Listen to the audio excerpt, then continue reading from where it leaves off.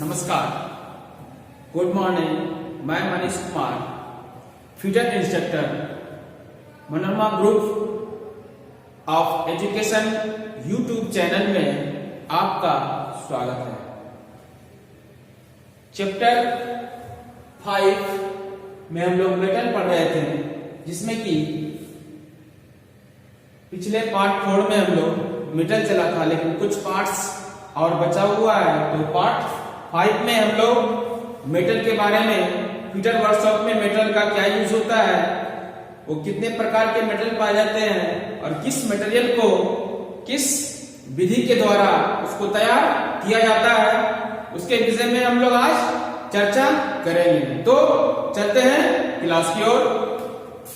देखिए, purification method of iron, लोहे की शोधन विधि।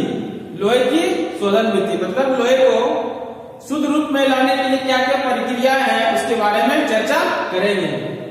यह लोहे के एक्स से निम्नलिखित विधियों के द्वारा अशुद्धियों को साफ किया जाता है। मतलब निम्नलिखित विधियों या ऐसा प्रोसेस है, उसके द्वारा हम क्या करते हैं, मेटल को प्यूरिफाई मतलब शुद्ध करते हैं। तो चलते हैं, एक नंबर क्या है, ब्लास्ट फार्नेस। ब्लास्ट फार्नेस की विधि के द्वारा भी हम शुद्ध कर सकते हैं। इसका क्या देखते हैं, इसकी आकृति चिमनी के आकार की होती है, जिसकी बाहरी भाग इस्पात की चादरों से बना होता है और भीतरी भाग में फायर ब्रिक्स का स्तर होता है।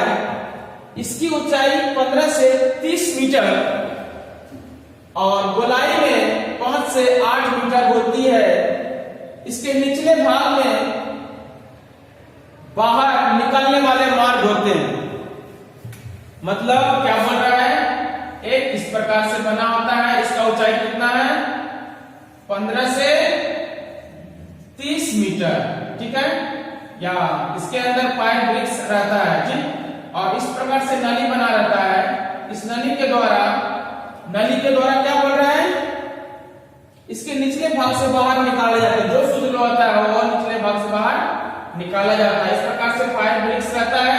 इसके अंदर स्टील या टाइप का रहता है। इसको फिर गर्म करता है। गर्म करने के बाद या जो प्रोसेस विधि है, उस प्रोसेस विधि के द्वारा गर्म करने के बाद निचले भाग से इसको निकाला जाता है।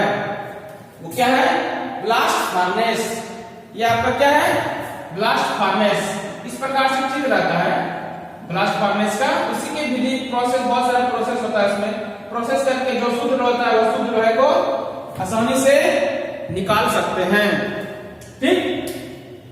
अब देखिए, ब्लास्ट फार्नेस को चार्ज कैसे करते हैं। चार्ज, इसमें लोहे, एस्क, चूने का पत्थर तथा कोक निश्चित अनुपात में रखा जाता है। इसमें लोहे का एस्क होता है और चूने का पत्थर होता है, जो कि निश्चित अनुपात में रखा जाता है, तभी चार्ज होता है। फंक्शन मतलब कार्यविधि, ये भट्टी आपका कैसे कार्य करते हैं, उसके विषय में चर्चा करेंगे। फंक्शन, भट्टी के निचले भाग में लकड़ी जलाकर ट्वायर्स से हवा को प्रभावित किया जाता है और कप एवं कोन व्यवस्था से लोहे, एस्क, चूने का पत्थर, कोयले का चार्ज डाल दिया जाता है।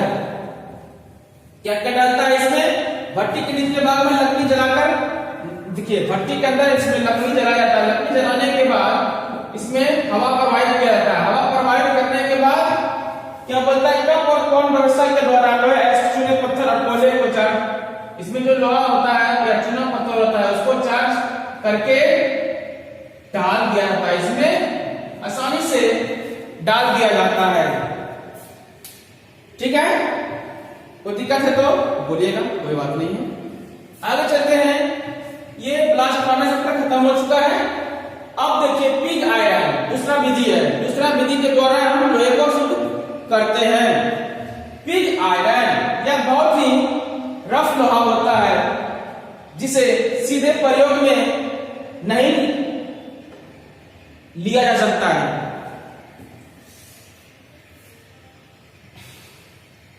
देखिए पिग आयरन क्या है आपका?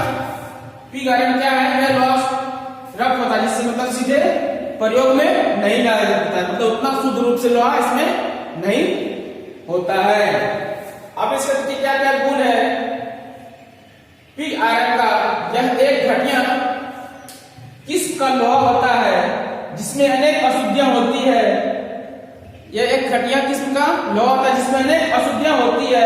इसमें कार्बन की मात्रा अधिक और दूसरी अशुद्धियां होने के कारण यह बहुत कमजोर और भंगुर होती है। अधिक अशुद्धियां होने के कारण इसमें बहुत सारा क्या पाए जाते हैं?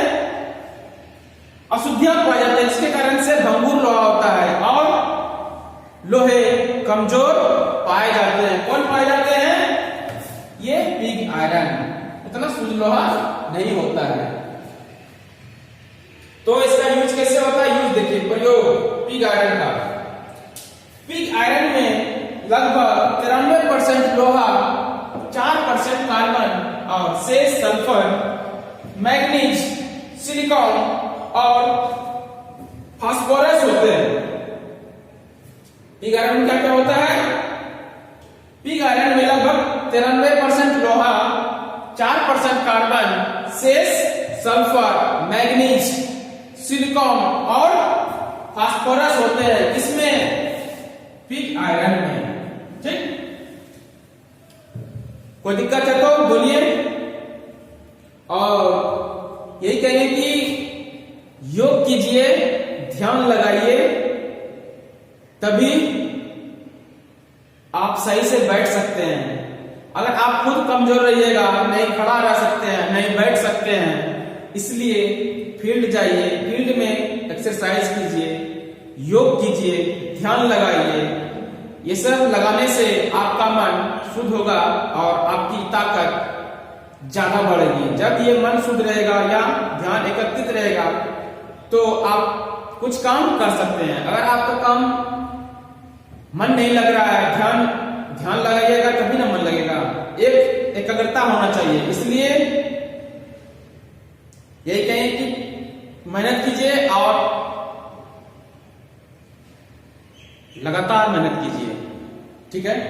हंसते रहिए, मुस्कुराते रहिए और मेहनत करके आगे बढ़िए। Thank you.